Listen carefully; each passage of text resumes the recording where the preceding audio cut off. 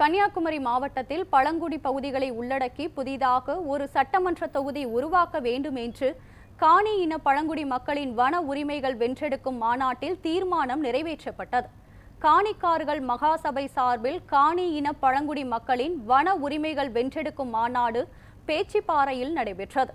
இதில் பழங்குடி மக்கள் பண்டைய காலத்தில் பயன்படுத்திய பாரம்பரிய பொருட்கள், கிழங்கு வகைகள், வேட்டை கருவிகள், தேன் போன்றவை காட்சிப்படுத்தப்பட்டன. தொடர்ந்து கன்னியாகுமரி மாவட்டத்தில் பழங்குடி பகுதிகளை உள்ளடக்கி புதிதாக ஒரு சட்டமன்ற தொகுதி உருவாக்கி அதனை பட்டியல் மற்றும் பழங்குடி மக்களுக்கு ஒதுக்கீடு செய்ய வேண்டும் உள்ளிட்ட பல்வேறு தீர்மானங்கள் நிறைவேற்றப்பட்டன. பழங்குடிக்கு வளர்ச்சி திட்டங்கள் எது இருக்குதான்னு எனக்கு தெரியல. பள்ளிக்கூடங்கள் மட்டும்தான் நடத்துகிறாங்க. மற்ற திட்டங்கள் எல்லாம் எல்லாருக்கும் போடப்படும் பொது திட்டங்கள். பொது திட்டங்களை இவங்களுக்கு தனியாக ஒரு பங்கு கொடுக்குறாங்க, அவ்வளோதான். பழங்குடியினருக்கு என்று தனியாக போடப்படும் திட்டங்கள் என்று எதுவும் இல்லை என்று நான் சொல்கிறேன்.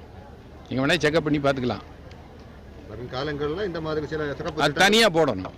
இப்போ தனியாக போடுறது அப்படின்னா இங்கே காணிக்கு இப்போ ஒரு 2000 ஹெக்டேர் நிலம் வந்துருக்குதா, 2000 ஹெக்டேரில் எப்படி பயிர் பண்ணுறது என்பதற்கு ஒரு தனி ஒரு வேளாண்மை அதிகாரியை போட்டு அவங்களுக்கு என்ன செய்யலாம் ஏது செய்யலாம் அப்படின்னு போட்டு கொடுத்தாங்கன்னா அதுக்கு பேர் தனி திட்டம். அதை விட்டுவிட்டு வேளாண் துறையில் நாங்கள் உரம் கொடுக்குறோம், அந்த உரத்தில் உங்களுக்கு கொஞ்சம் கொண்டாந்து கொடுத்துட்றோம் அப்படின்னா அது அவர்களுக்கான திட்டம் இல்லை.